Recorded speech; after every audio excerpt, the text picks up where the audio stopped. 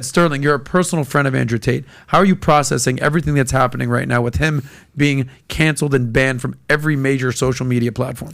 You know, it's really quite painful to watch one of your close friends be slandered, left, right, and center, to be misinterpreted, to be deliberately misinterpreted, to be deliberately taken out of context, to have his reputation dragged through the mud by people who've never met the man, people who've never spent quality time with him. And I know from my time with that man that everything they're saying is the complete opposite of who Andrew is. Like, Andrew is one of probably the most generous man I know. He has the biggest heart. And it's a thing, most people on this planet will never get to see that side of him personally, because they just won't be hanging out with him. But he's so generous, he's so loyal, and all he's trying to do is inspire young men to wake up from the bullshit they have been fed.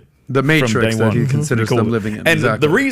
the main reason he got cancelled, my theory of this is not because of the, him saying things about women that are being taken out of context. It's not that. It's the fact that he called out all this COVID bullshit a long time ago. Right, that footage of that is resurfacing again now. Him calling out that, him telling guys, that the monetary system is screwing them over, inflation is screwing them over. They're rigging elections and things like this.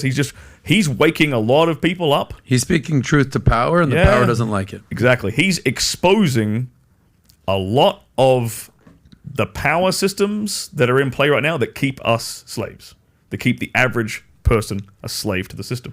And that's why he's getting cancelled, because the powers that be don't want a guy like that convincing millions of young men to wake up. But isn't that what you're doing? Do you think he's delivering the message in a way? Because honestly, I've seen short clips of it, and I've only seen bad short clips of him. Yeah, it's terrible. But you've seen short clips. Correct. But when I watched an interview of him, I was like, okay, well, that's essentially the point. People are making and you've referenced this multiple times. I'm sure someone's going to clip something. Yeah. Sure somebody's going to clip something. That's why he did a whole hour-long final message, and so it couldn't be taken out of context. Yeah. The one thing I got to give him credit for, he was not playing the victim. No. He's not like, guys, I'm canceled, it's fucked up, they're doing this to me. He's like, I take full responsibility for what's happening. I don't have 1 ounce of disrespect for what Instagram's doing. I get it. They're getting a lot of complaints. I get it. I'm going to be a man about this. My whole thing is that man has to persevere and deal with the crap that a man has to deal with. It would be completely counterintuitive to play the victim at this point. Yeah. That's not his brand. And that's very inspirational for all the young men watching too, is seeing a man like that taking full responsibility for something, even if objectively it actually isn't his fault and his responsibility. He is taking full responsibility for it because that's his attitude towards life in general. Everything in Andrew's life, he takes responsibility for. I've never seen a guy who works harder than that man. Really? It is freakish how hard, how smart Andrew is, and how hard he works. Flip some images. I don't know if D1's maybe just it shows though. It shows the dude just makes good content overall. I mean, regardless. Yo, how can they cancel this, man? Like, but before you speak, you've never heard of him. You've never even heard him speak. Nah. Okay. Does any of his images ring a bell? Yeah, let me see. You recognize him at all? Nah. He looked like You must not be logging on to any social media. You haven't been on TikTok for 6 months. I kind of live in my own little bubble. I create my content. I service my audience, and I try to stay off. Got it. From what's going on. Anyway, he's been everywhere. Okay. Like this terminology gets thrown around. You must be living under a rock. You must be living in your own bubble right now, because you log onto social media, whether it's TikTok, Instagram, YouTube. He's popping up because he's gamed the system. He's also gamed the algorithm. That's kind of his business model as well. What's some of his quotables that people have said, like, oh no? Let's play a video. Okay, I'll find one. Okay, if one's even you can go onto his Instagram. Did you want to explain how he just dominated social media? Because you probably have some insight. I think it's an important part because it shows. I have a little bit of insight. I mean, I don't want to give away too much of Andrew's sort of game plan because that's that's his business. So it was strategic. It was strategic. But like, what made him get canceled out of everybody in that community? That's what I was right. Yeah, like out of everyone in the community, you're not gonna. He's the tip of the spear.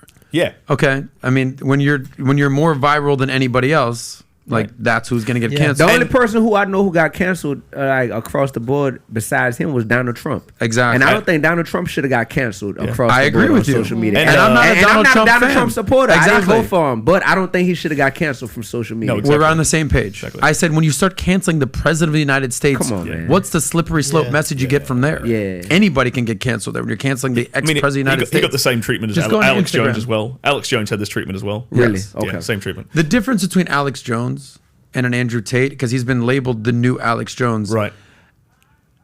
The what Alex Jones did with the Sandy Hook shooting and the lies that he perpetrated Right. were so wrong and morally corrupt that whether you're left, right, up, down, green, blue, people are just like, you gone too far, buddy. Yeah. And I agree with free speech. I'm just referring. But I'm referring to like him getting banned by like all the socials and payment processors and things Yeah, like that's that. crazy. That's what I'm referring to. Why do payment processors start intervening? Bingo. That's where it gets a little weird. Is that what happened? The payment Yes, processors? the dude had bank accounts closed. They were freezing his assets. It was crazy. No, for Alex Jones. Yes. But for Tate as well? That has happened to Andrew as well. They're freezing his credit card processing and bank accounts? Payment processors have rejected him. him.